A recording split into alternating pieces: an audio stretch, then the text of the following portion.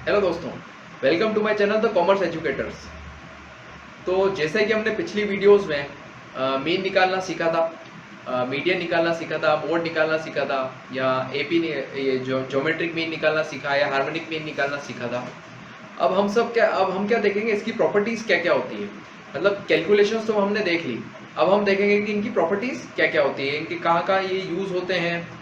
मतलब मीन में ऐसी क्या चीजें हो सकती है जो मीडियन में नहीं हो सकती, मीडियन में ऐसा क्या हो सकता है जो मीन में नहीं हो सकता।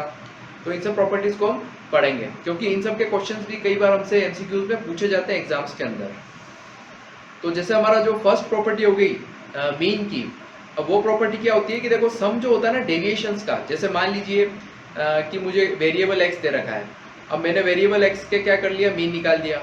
मीन निकालने के बाद क्या किया, उसकी डेविएशंस निकाली। मतलब एक बार मीन निकाल दिया, अब एक्स वेरिएबल के जो भी ऑब्जर्वेशंस हैं वो अपने मीन से कितना ज़्यादा दूर हैं।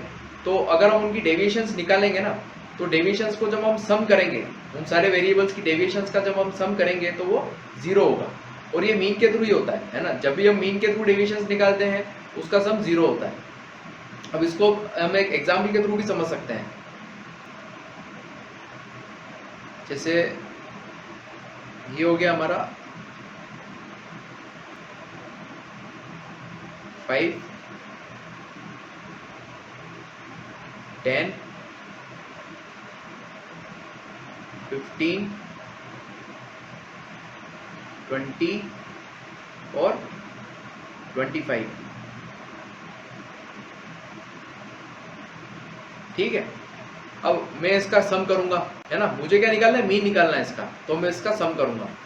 अब जैसे मुझे इनका मीन निकालना है, ये एक्स वेरिएबल हो गए, है ना। इसका मीन क्या आएगा, 5 + 10 कितना होता है, 15, 15 और 15 30, 30 + 20 50, 50 और 25 75। तो इनका जो सम आया वो क्या है, 75। मुझे निकालना है मीन, तो 75/5, मतलब नंबर ऑफ ऑब्जर्वेशंस कितने हो जाएंगे, 5 हो जाएंगे। क्या आंसर आएगा, 15। ठीक है, 15 हमारा आंसर आएगा। तो ये जो एक्स बार हो गया, मतलब जो मीन आया वो क्या आया, एक्स बार जो आया, मीन आया 15। अब मैं इसकी डेविएशंस निकालूंगा। जैसे ये हमारा एक्स वेरिएबल हो गया, एक्स वेरिएबल हो गया ना 5, ये 5, फिर 10, फिर 15, फिर 20, फिर 25। ठीक है। अब इसके हम डेविएशंस निकालेंगे। डेविएशंस मतलब क्या होगा, डेविएशंस मतलब होता है x माइनस एक्स बार।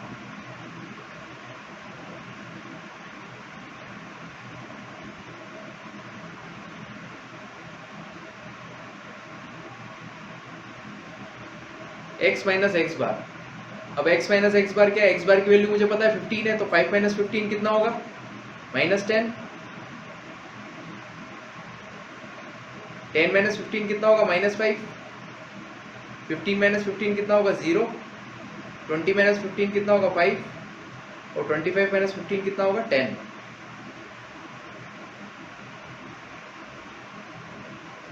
अब अगर मैं इसको जोड़ूंगा तो कितना आएगा, देखो 10 और 5, मतलब माइनस का 15 और प्लस का 15 कितना हो जाएगा, 0 हो जाएगा। यही तो मैं कह रहा था कि जो सम ऑफ डेविएशंस होंगे वो क्या होगा, 0। और सम ऑफ डेविएशन हमने डेविएशंस किससे निकाले थे, हमने डेविएशंस निकाले थे मीन से। ठीक है ना। तो फर्स्ट प्रॉपर्टी तो हमारी प्रूव हो गई।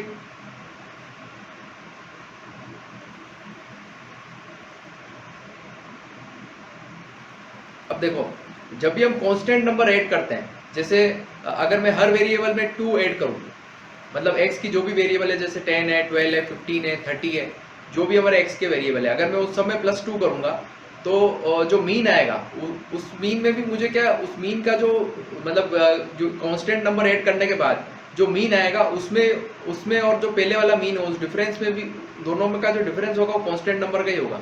मतलब एग्जाम्पल के तौर पे, अगर मैं हर वेरिएबल में, जैसे 5 है या 10 है, 15 है, 20 है, 25 है, अगर मैं इन सब के अंदर 2 प्लस कर दूं, है ना, 5 + 2 7 कर दूं, 10 + 2 12 कर दूं, 15 + 2 17 कर दें, और 20 + 2 22 कर दूं, फिर 25 + 2 27 कर देंगे।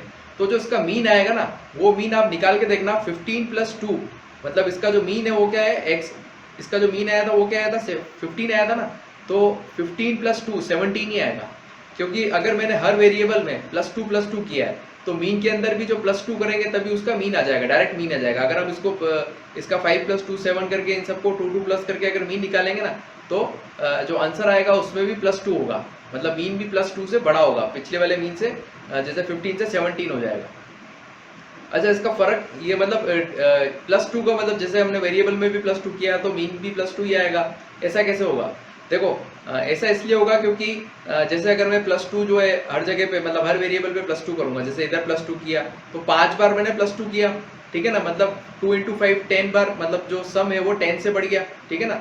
अब उसको मैं डिवाइड किससे करूंगा, नंबर ऑफ ऑब्जर्वेशन से, तो 10/5 किया, तो अब कितने 10/5 क्या हो गया 2, मतलब जो हमारा x बार है वो भी 2 से बढ़ेगा, है ना। इस तरीके से इसका ये कांस्टेंट अगर हम ऐड करेंगे या मल्टीप्लाई करेंगे या डिवाइड करेंगे तो मीन में भी सेम ही चीज मल्टीप्लाई होगी या डिवाइड होगी, है ना। दोनों का डिफरेंस जो है बराबर आता है, मतलब अगर मैं हर वेरिएबल में 5 में जैसे अगर मैं 2 का डिवाइड करूंगा, 10 में भी 2 का डिवाइड करूंगा, तो जो इसका आंसर आएगा ना मीन का, उसमें भी मैं 2 डिवाइड कर दूंगा तो डायरेक्ट आंसर आ जाएगा, मीन मतलब जो डायरेक्ट आ जाएगा।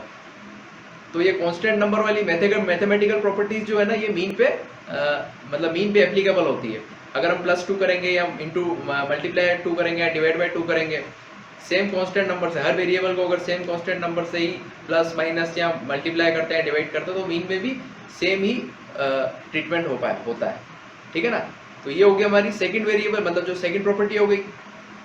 इसके बाद क्या है कि ये सेम मतलब जो प्रॉपर्टी है ये सब्सट्रैक्शन के लिए, मल्टीप्लिकेशन के लिए और डिवीजन के लिए भी अप्लाई होती है। अच्छा, इसके बाद क्या होता है, मीन हमने क्या देखा, देखो हमने 5 ऑब्जर्वेशंस देखे थे और 5 ऑब्जर्वेशंस देखे थे, तो मीन निकालने के लिए मैंने 5 ऑब्जर्वेशंस काम में लिए। ऐसा नहीं है कि जैसे मीडियन में हम क्या करते हैं कि पोजीशन देखते हैं कि भाई ये ना 10 वेरिएबल में जैसे 11 वेरिएबल चुने थे और 11 वेरिएबल में मैंने मीडियन निकालना है, तो मैं क्या खाली बीच वाले का ही वैल्यू देखूंगा कि भाई बीच में जो मीडियन में आ रहा है वही मेरी मीडियन होगी, जो बीच में पोजीशन में या 5 या 6 नंबर पे जो आ रहा है वही मेरा मीडियन होगा। तो मुझे 1 या 2 या 3 या 4 पे कौन सा नंबर है उससे मुझे कोई फर्क नहीं पड़ता। तो मीन में क्या होता है, मीन में सारे ऑब्जर्वेशंस को हम लेके चलते हैं, लेकिन मीडियन हो जाता है उसके अंदर हम सारे ऑब्जर्वेशंस को लेके नहीं चलते हैं। अगर उनमें कोई चेंज भी हो जाएगा, मतलब शुरू के अगर 2-3 हम ऑब्जर्वेशन चेंज करते हैं, लास्ट के ऑब्जर्वेशन चेंज करते हैं, तो मीडियन में फर्क आता है। मीडियन में फर्क नहीं आएगा, लेकिन मीन में तो बहुत ज्यादा फर्क आ जाएगा। क्यों? क्योंकि मीन जो होता है वो सारे ऑब्जर्वेशंस को लेकर चलता है ना, सारे ऑब्जर्वेशंस को जोड़ते हैं, उसके बाद हम उसका एवरेज निकालते हैं। तो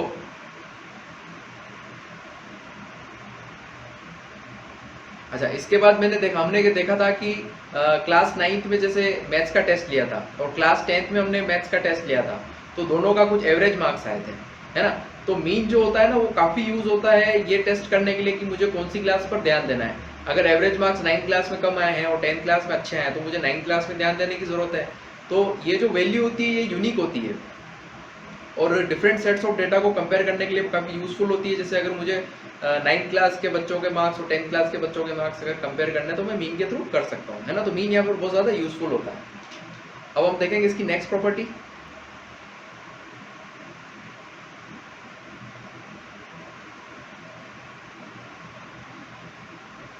अब देखो, मीन तो मुझे कैलकुलेट करना पड़ेगा। जैसे मीडियन होती है ना, तो उसको हम ग्राफिकली भी लोकेट कर सकते हैं, या जैसे अगर मुझे बीच का कोई मीडियन निकालनी है तो मैं ग्राफ को देख के भी बता सकता हूँ कि जो बीच में जो है कौन सा नंबर आएगा, एक पूरी सीरीज है उसके बीच में कौन सा नंबर आएगा, ये मैं ग्राफ से भी देख सकता हूँ। या मोड है, मोड में अगर है ना वेरिएबल दे रखा है, फ्रीक्वेंसी दे रखी है, तो कौन से वेरिएबल की हाईएस्ट फ्रीक्वेंसी है ये भी मैं ग्राफ से देख सकता हूँ, है ना। तो मोड और मीडियन को तो हम ग्राफ से लोकेट कर सकते हैं, लेकिन मीन तो मुझे कैलकुलेट करना पड़ेगा, उसको मैं ग्राफिकली तो लोकेट नहीं कर सकता, उसको तो मुझे नंबर से ही कैलकुलेट करना पड़ेगा, है ना। तो मीन को ग्राफिकली लोकेट नहीं किया जा सकता। उसके बाद ये भी सिंपल है कि भाई इसको क्वालिटीज जो है जैसे ब्यूटी है, इंटेलिजेंस है, हेल्थ है, इनको हम कंपैरिजन नहीं कर सकते ना, क्योंकि ये नंबर की टर्म्स में हम इसको मेजर नहीं कर सकते हैं। ये सब क्वालिटीज है, ब्यूटी है, इंटेलिजेंस है, ये सब क्वालिटेटिव कैरेक्टरिस्टिक्स है। इसको हम क्वांटिटी टर्म्स में मेजर नहीं कर सकते, और जब हम क्वांटिटी की टर्म्स में मेजर नहीं कर सकते तो उसका मीन भी नहीं निकाल सकते हैं, है ना। तो ये यूजफुल नहीं है मीन के लिए। क्या ब्यूटी, इंटेलिजेंस या जो भी हमारी क्वालिटेटिव एस्पेक्ट्स होते हैं वो उसके लिए यूजफुल नहीं है।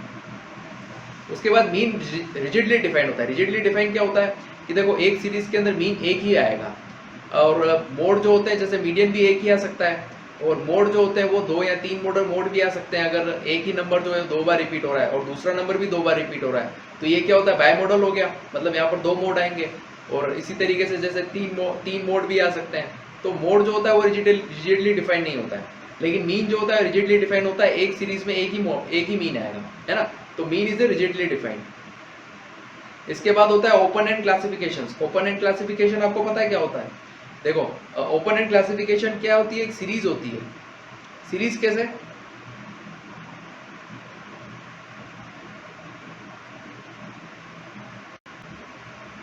जैसे अब हम देखेंगे कि ओपन एंड क्लासिफिकेशन कैसे होता है। देखो, ओपन एंड क्लासिफिकेशन मतलब क्या हो गया कि एक सीरीज हो गई जिसमें हमने लिख दिया लेस देन 20, लेस देन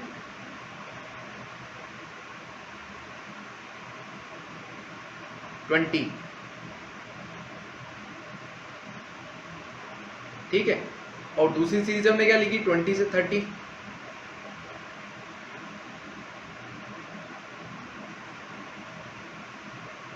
फिर क्या लिखी, 30 से 40,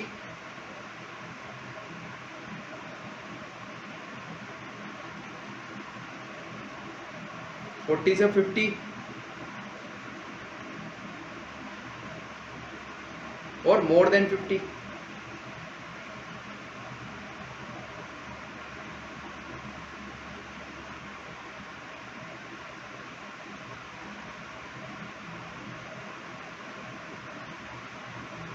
अब देखो मीन, अब हम क्या निकालते थे इसमें, मिड पॉइंट निकालते थे। 20 और 30 का मिड पॉइंट निकालेंगे, 30 40 का मिड पॉइंट निकालेंगे, 40 और 50 का मिड पॉइंट निकालेंगे, फिर हम जो है इसका एवरेज लेंगे। लेकिन लेस देन 20 में हम मिड पॉइंट कैसे निकालेंगे, क्योंकि यहाँ पे तो सीरीज ही क्लियर नहीं है। 20 से तो कितना भी कम हो सकता है, 0 भी हो सकता है, 5 भी हो सकता है, 10 भी हो सकता है, 15 भी हो सकता है। और यहाँ पर भी जैसे मोर देन 50 है, तो मोर देन 50 में तो कितना भी बड़ा हो सकता है। मुझे क्या पता क्या आंसर, मतलब क्या मिड वैल्यू है या क्या वेरिएबल रखेंगे। तो जब यही पता नहीं होगा कि सीरीज में ओपन कहाँ से होगा या एंड कहाँ पर होगा या वेरिएबल्स का हमें जब पता ही नहीं है, तो फिर मीन के लिए ये जो ओपन एंड क्लासिफिकेशन है यूजफुल नहीं है। लेकिन ये चीज मीडियन में काम आ सकती है, क्योंकि मीडियन में क्या होता है, अधिकतर जो होता है वो बीच वाली क्लास इंटरवल ही मीडियन होती है ना, उसमें से ही मीडियन निकलता है। तो अब लेस देन 20 में क्या आ रहा है या मोर देन 50 में क्या आ रहा है, उसको मीडियन से कोई मतलब नहीं है। मीडियन निकालने में हमें कोई लेस देन 20 में भी मीडियन निकल सकती है, मतलब ओपन एंड क्लासिफिकेशन में मीडियन को हम कैलकुलेट कर सकते हैं। क्योंकि मीडियन को क्या मतलब होता है कि मिडल में कौन आ रहा है। लेस देन ओपन एंडेड या क्लोज एंडेड में क्या टर्म आ रही है उससे कोई मतलब नहीं है ना। तो मीडियन के लिए यूजफुल है ओपन एंड क्लासिफिकेशन, लेकिन मीन में जो है हमारे को ओपन एंड क्लासिफिकेशन में मीन नहीं निकल सकता है।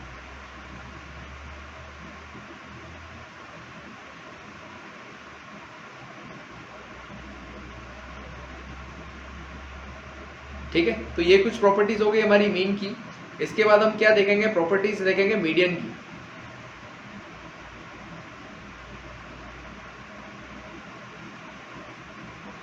देखो, मीन की तरह मीडियन भी रिजिडली डिफाइंड होती है, मतलब एक सीरीज के अंदर एक ही मीडियन निकलेगी, है ना। लेकिन मोड जो होता है वो रिजिडली डिफाइंड नहीं होता है, ठीक है ना।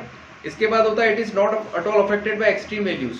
मतलब एक्सट्रीम वैल्यूज जैसे हमने ओपन एंडेड सीरीज में देखा था कि अगर लेस देन 20 होगा या मोर देन 50 होगा, तो लेस देन 20 में कितना कम है या मोर देन 50 में 50 से कितना ज्यादा है। तो इसको ओपन और मतलब एक्सट्रीम वैल्यूज से जो होता है मीडियन को कोई मतलब नहीं होता है, क्योंकि मीडियन जो है बेसिकली मिड वैल्यू ही कैलकुलेट करती है। तो ओपन का मतलब सीरीज जो है ओपन कहाँ से हो रही है और क्लोज कहाँ पर हो रही है, इससे मीडियन को कोई मतलब नहीं होता है, ठीक है ना।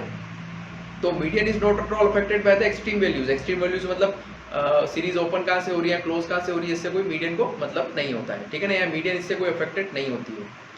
It can be determine even by the inspection. मैंने पहले ही बताया था कि हम ग्राफिकली भी हम इसको लोकेट कर सकते हैं, या देख के हम कोई ऑब्जर्व करके भी हम देख सकते हैं कि भाई मीडियन जो है कितना आ रही है। क्योंकि मीडियन जो होता है मिड पॉइंट होता है, तो ग्राफ में देख के भी हम पता लगा सकते हैं कि मिड पॉइंट जो है ग्राफ में कौन से वेरिएबल पे मिड पॉइंट आ रहा है। तो जो जिस वेरिएबल पे मिड पॉइंट आ रहा है वही हमारी मीडियन हो गई। लेकिन मीन तो हम नहीं निकाल सकते ना ग्राफ में देखकर, और मोड भी हम निकाल सकते हैं ग्राफ में देखकर, लेकिन मीन को नहीं निकाल सकते, और मीडियन को हम ग्राफिकली लोकेट कर सकते हैं। तो इसलिए हमने लिखा है कि it can be determined even by inspection in some cases. इसके बाद होता है एक ग्राफिकली जो है, ग्राफिकली हम क्लास इंटरवल ग्राफिकली भी हम इसको लोकेट कर सकते हैं मीडियन को। इसके बाद होता है, अब ये तो हम सैम्पलिंग का जो है थोड़ा आगे पढ़ेंगे, सैम्पलिंग का हम आगे पढ़ेंगे। अभी के लिए आप इसको याद कर लीजिए कि मीडियन जो होता है उसको सैम्पलिंग से बहुत फर्क पड़ता है, मतलब मीडियन जो होती है वो सैम्पलिंग से चेंज होगी, अगर हम सैंपल्स में चेंज करते हैं तो मीडियन भी चेंज हो जाएगी, ठीक है। और it is not based on all observations. Yes, median जो होता है वो सारे ऑब्जर्वेशंस पे बेस नहीं होता है। अभी हमने समझा कि मीन जो होता है वो सारे ऑब्जर्वेशंस पे बेस होता है, मतलब मीन जब जब हम निकालेंगे तो हमें सारे ऑब्जर्वेशंस का एवरेज निकालना पड़ेगा, लेकिन मीडियन में क्या होता है, हमें मिडल वैल्यू निकालनी है। एक्सट्रीम वैल्यू से भी हमें कोई मतलब नहीं है, हमें तो क्या मतलब है कि बीच में क्या मतलब मिड पॉइंट में कौन सी टर्म आ रही है, बस जो, क्योंकि इसलिए हम इसको पोजिशनल एवरेज कहते हैं, है ना। इसको सारे जो भी ऑब्जर्वेशंस होता है उससे मतलब नहीं होता है मीडियन को।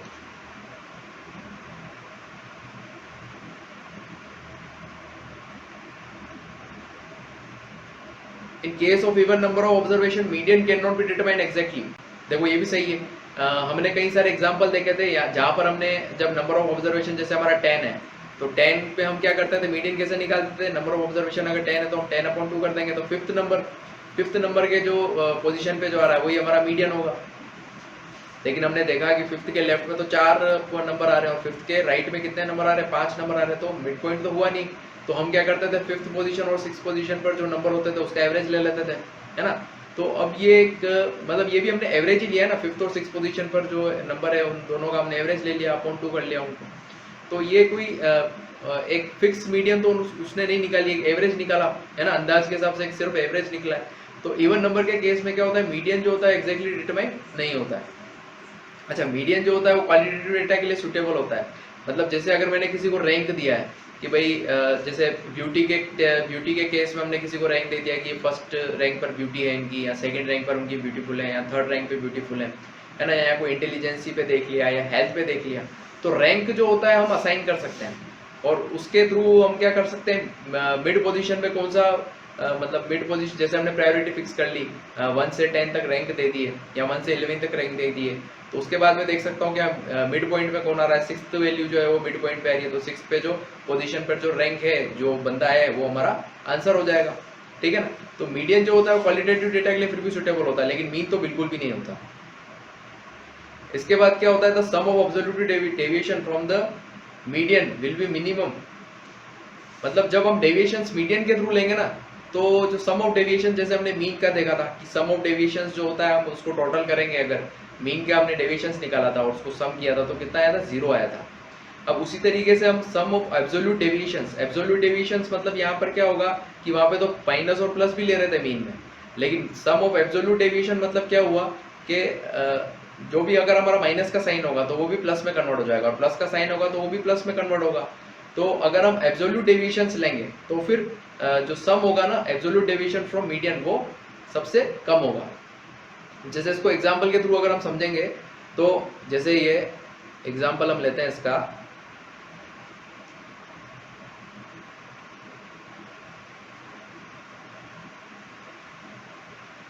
अब जैसे सीरीज ले लेते हैं हम 2, 4, 6, 8, 10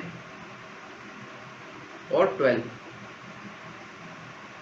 ठीक है, ये हमने सीरीज ले ली। अब इस सीरीज में एक 14 भी ले लेते हैं इसमें, ठीक है ना।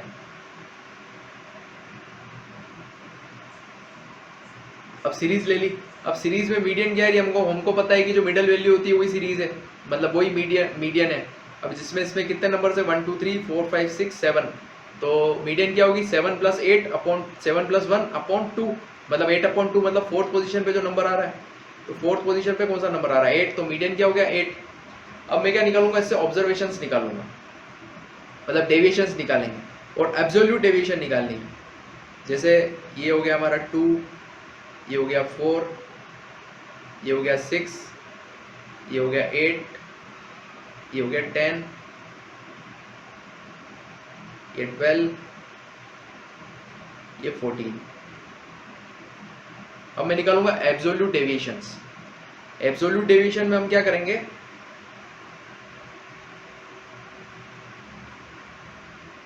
x माइनस m, बस इसको हम पैक कर देंगे, मतलब अगर हमारा माइनस भी आएगा ना इसके अंदर, इस ब्रैकेट के अंदर, तो भी प्लस ही हो जाएगा। जैसे 2 माइनस, अब मीडियन क्या है हमारी, मीडियन की हमारी क्या वैल्यू आई थी, मीडियन की वैल्यू आई थी 8। अब हम मीडियन निकालेंगे, 2 माइनस 8 कितना होता है, -6 होता है, लेकिन यहाँ पे क्या हो जाएगा, 6 हो जाएगा।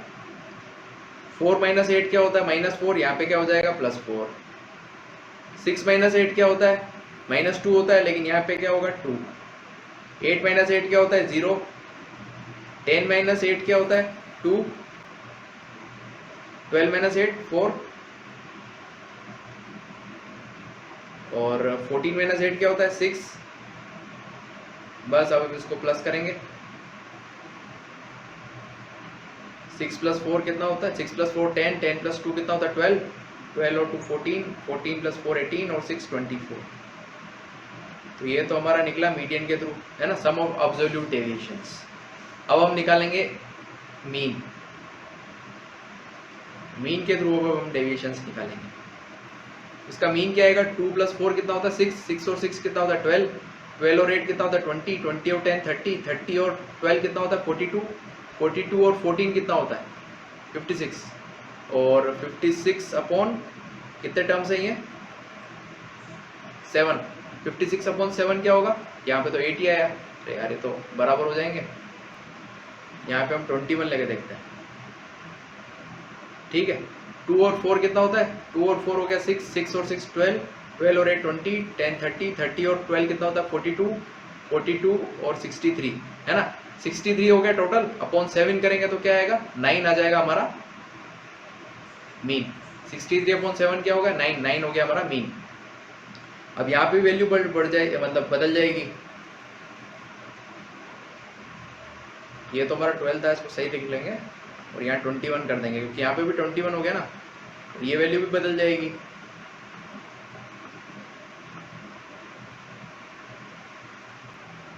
टेन के बाद क्या हुआ था हमारा यहाँ पे, 12, 12 के बाद क्या आया था, 21।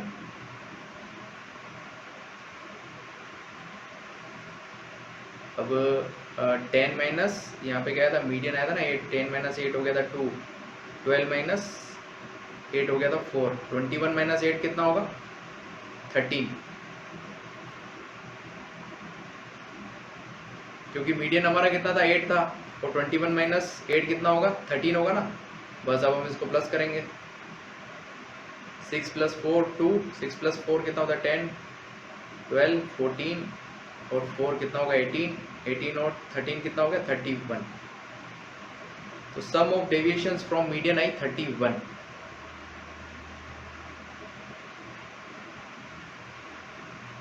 अब हम क्या देखेंगे सम ऑफ डेविएशंस फ्रॉम मीन क्या है।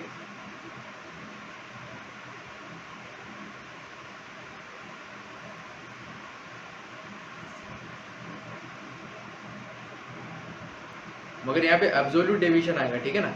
अगर मैं ये एब्सोल्यूट डेविएशन नहीं लगा था, अगर मैं इसके पास में ये दोनों पॉजिटिव साइन नहीं लगा था ना, तो इसका जो सम आता वो क्या था, 0 आता। अभी पढ़ा था 0 आता, लेकिन यहाँ पर हमने क्या लगा दिया, इसके आगे हमने एब्सोल्यूट डेविएशन लगा दिया, मतलब एब्सोल्यूट वैल्यू लगा दिया, जिसकी वजह से जो अंदर का साइन होगा वो पॉजिटिव ही होगा। अब 2 - 9 कितना होगा, 7, -7 होता है, लेकिन यहाँ पे 7 हो जाएगा। 4 - 9 कितना होगा, 5, 6 - 9 कितना होगा, 3, 2 - 9 हो गया 7, 4 - 9 हो गया 5, 6 - 9 कितना होगा, 3, 8 - 9 कितना होगा, 1, 10 - 9 कितना होगा, 1, 12 - 9 कितना होगा, 3, और 21 - 9 कितना होगा, 12। बस इसको हम प्लस करेंगे अब, 7 + 5 12, 12 और 3 कितना होगा, 15, 16, 17, 20, 20 और 12 कितना हो गया, 32। तो हमारा प्रूव हो गया, क्या प्रूव हो गया, कि जो मीडियन से जो डेविएशंस आएगी वो मिनिमम होगी, ठीक है। अब हम करेंगे नेक्स्ट,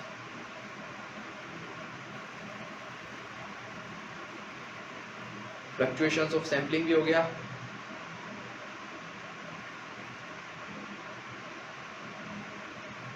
हाँ, it does not follow mathematical properties. Mathematical properties मतलब जैसे हमने कंबाइंड मीन देखा था ना, कंबाइंड मीन निकाला था कि जैसे 2 क्लासेस का मुझे अगर मीन दे रखा है और नंबर ऑफ ऑब्जर्वेशंस भी दे रखे हैं, तो मैंने कंबाइंड मीन ले लिया, मतलब दोनों क्लासेस का मिला के मीन कितना होगा, है ना। तो ये सब मैंने किस में निकाला था, मीन में निकाला था। लेकिन जो मैथमेटिकल प्रॉपर्टीज है वो मीडियन फॉलो नहीं कर सकती।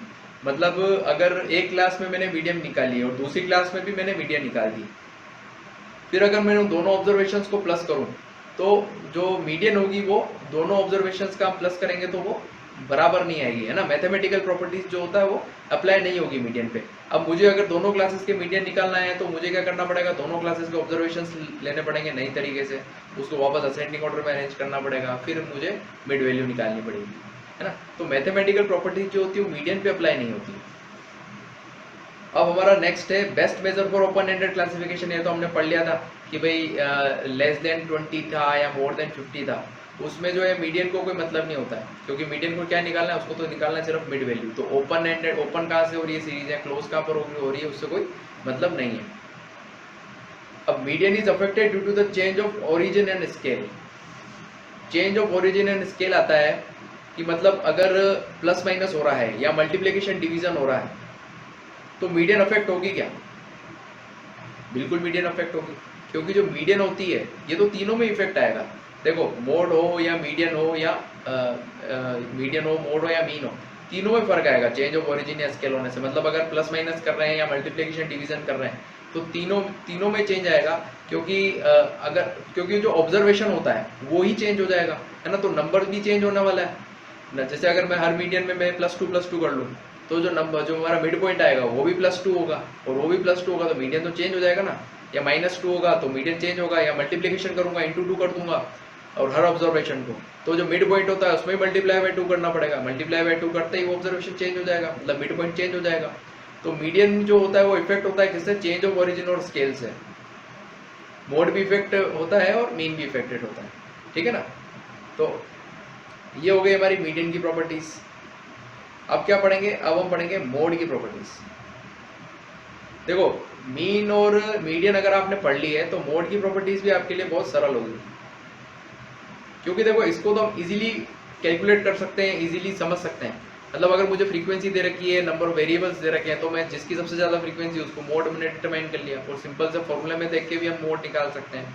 या ग्राफिकली भी अगर मैं उसको देखना चाहता हूँ तो ग्राफिकली भी मैं मोड निकाल सकता हूँ। मतलब एक मुझे ग्राफ दे रखा है, उसमें जिसकी हाईएस्ट फ्रीक्वेंसी है वो ग्राफ से देख के पता लगे कि क्या मोड है, ठीक है ना। तो सबसे ईजी है कैलकुलेट करने में मोड को। Not affected by extreme values, देखो एक्सट्रीम वैल्यू से मतलब नहीं होता है, क्योंकि उसको क्या मतलब है, मोड को क्या मतलब है कि फ्रीक्वेंसी जो है सबसे ज़्यादा किसकी है।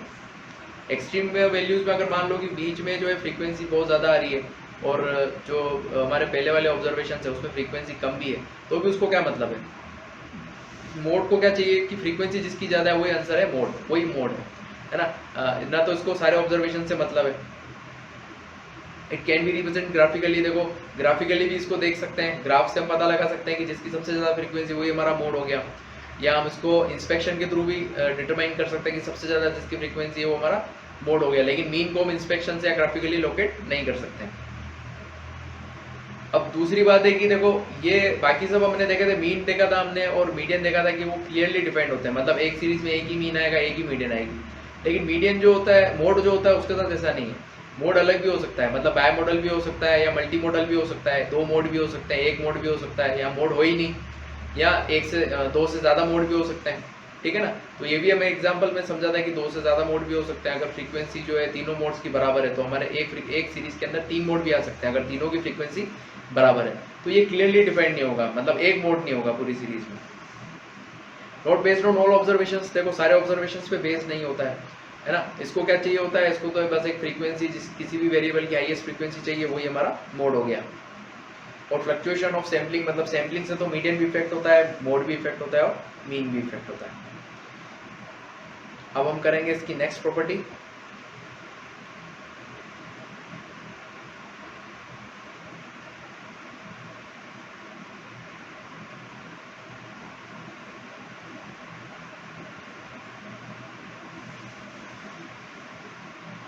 देखो मोड को हम कहाँ पर यूज कर सकते हैं, मोड को हम बिजनेस फोरकास्टिंग में यूज कर सकते हैं, है ना।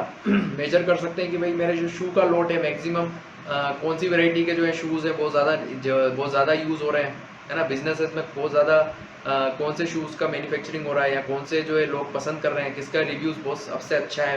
तो इसके थ्रू क्या होता है, मोड को मैं यूज़ कर सकता हूँ कि जहाँ पर जो है ज़्यादा से ज़्यादा क्वांटिटी आ रही है, ज़्यादा से ज़्यादा डिमांड आ रही है ना। या ये पता करना हो कि भाई सप्लाई ज़्यादा से ज़्यादा कहाँ पर करना है, तो इसका यूज कहाँ होगा, इसका यूज होगा हमारा मोड में। अब मैक्सिमम कॉन्सेंट्रेशन जो होता है उसको हम आइडेंटिफाई कर लें तो हमारा मोड निकल जाएगा। मैक्सिमम कॉन्सेंट्रेशन मतलब जहाँ पर सबसे मैक्सिमम डिमांड है या मैक्सिमम सप्लाई है या मैक्सिमम आउटपुट है। तो हमें क्या देखना है, हमें तो खाली ये ऑब्जर्व करना है कि मैक्सिमम जो है हाईएस्ट डिमांड या हाईएस्ट नंबर जो है कहाँ पर आ रहा है। बस हाईएस्ट नंबर हमें मिल गया तो हमें हमारा मोड मिल जाता है। ठीक है, तो ये जो होता है सारे ऑब्जर्वेशन पे बेस्ड नहीं होता है ना। तो उसको हम एल्जेब्रिक ट्रीटमेंट के लिए भी यूज नहीं कर सकते क्योंकि सारे ऑब्जर्वेशन पे बेस्ड नहीं है। और मीन को हम एल्जेब्रिक ट्रीटमेंट के लिए यूज कर सकते हैं क्योंकि वो सारे ऑब्जर्वेशन पे बेस्ड होता है, लेकिन मोड नहीं होता है।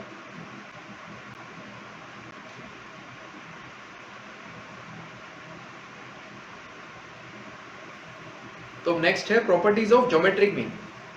देखो ज्योमेट्रिक मीन में क्या लिखा हुआ है कि ज्योमेट्रिक मीन जो होता है वो अरिथमेटिक मीन से कम होगा, है ना।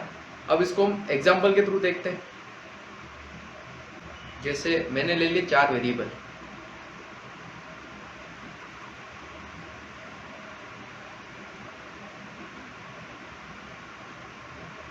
टू 4 8 फिर वापस 4 ले लिए। ठीक है, मुझे निकालना है इसका ज्योमेट्रिक मीन। तो ज्योमेट्रिक मीन हम कैसे निकालेंगे, इन सारे वेरिएबल्स को मल्टीप्लाई करेंगे।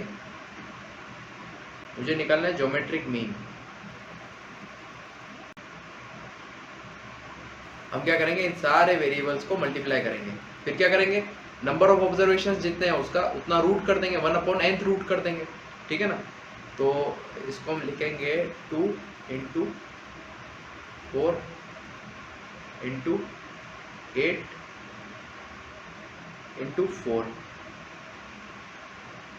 और इसका हम nth रूट करेंगे, मतलब 4th रूट करेंगे।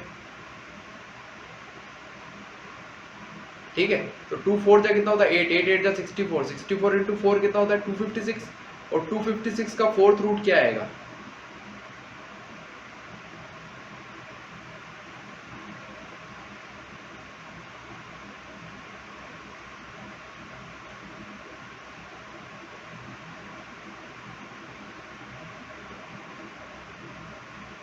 टू 256 का 4th रूट आएगा 4। ठीक है, अब ये तो हो गया इसका ज्योमेट्रिक मीन। मैं निकालूंगा एरिथमेटिक मीन। ठीक है ना। एरिथमेटिक मीन कैसे निकालेंगे, 2 4 4। ठीक है ना, 2 और 4 कितना हो गया 6, 6 और 8 कितना होता है 14, 14 + 4 कितना होगा 18। ठीक है, एरिथमेटिक मीन निकाल रहे हैं। 18/4 लिखेंगे तो कितना आएगा 4 4 जा 16 और 4.5। तो इससे क्या प्रूफ हो गया कि जो एरिथमेटिक मीन है वो बड़ा है किससे, ज्योमेट्रिक मीन से। ठीक है ना। तो हमारी फर्स्ट प्रॉपर्टी तो हो गई भाई, सही है। ठीक है ना।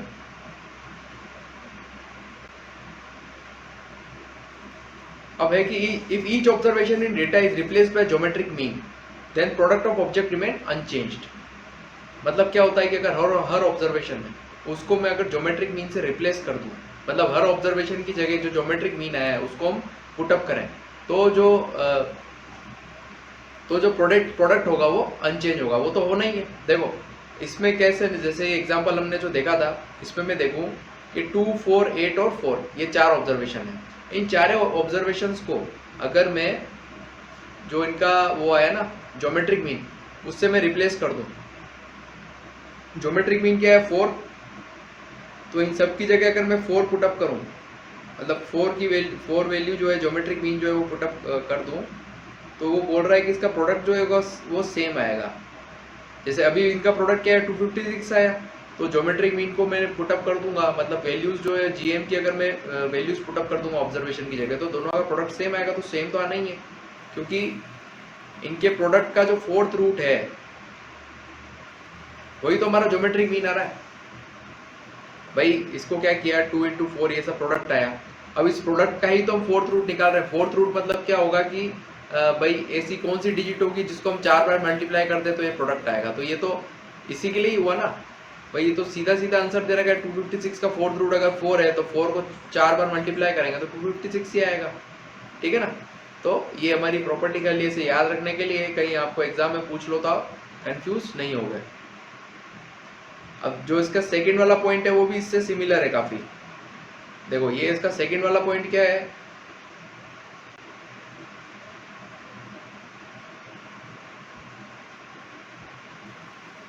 product of the corresponding items of the GM in two series are equal.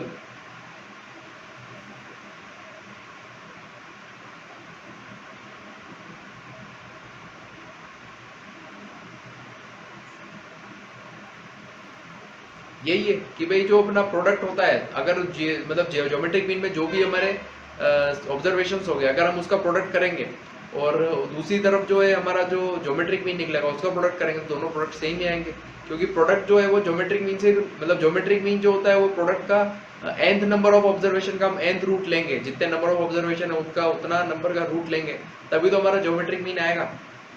तो सेम ही चीज कह रहा है, ठीक है। दूसरी बात है कि ज्योमेट्रिक मीन का हम यूज कहाँ पे करते हैं, देखो यहाँ पर मल्टीप्लिकेशन यूज हो रहा है। अगर मुझे निकालना है कि अभी जैसे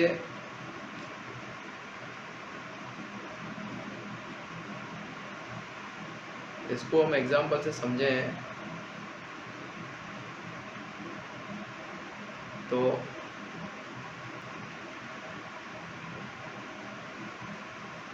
मान लीजिए कोई प्रोडक्ट है, ठीक है ना, कोई प्रोडक्ट है, तो इस प्रॉपर्टी को हम एग्जांपल के थ्रू समझेंगे कि देखो जैसे 2004 है,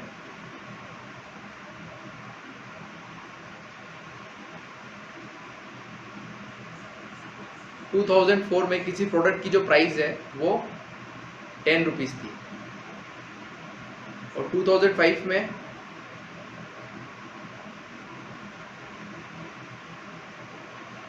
उसकी प्राइस जो हो गई वो कितनी हो गई 15। 2006 में क्या हो गई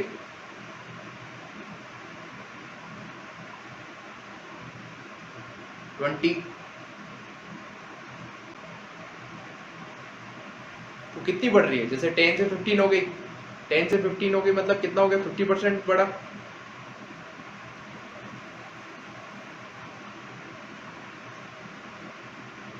और 15 से 20 हो गया मतलब कितना 33% बढ़ा।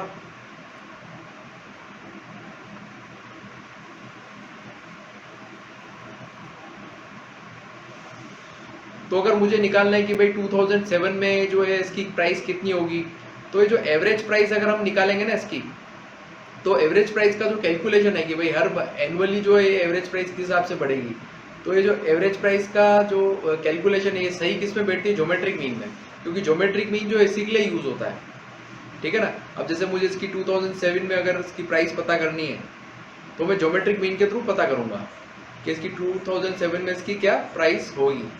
तो 2007 में इसकी क्या प्राइस होगी, इसका जो एस्टिमेशन है वो ज्योमेट्रिक मीन के थ्रू थोड़ा सही बैठ सकता है, एक्यूरेट बैठ सकता है ना, किसके कंपैरिजन में, एरिथमेटिक मीन के कंपैरिजन में। तो ज्योमेट्रिक मीन जो होता है वो बेसिकली क्या यूज होता है, जो हमारी एवरेज जो ग्रोथ है वो निकालने के लिए, एवरेज रेट जो होता है उसको निकालने के लिए हमारी कौन सी प्रॉपर्टी यूज होती है, ज्योमेट्रिक मीन की प्रॉपर्टी यूज होती है।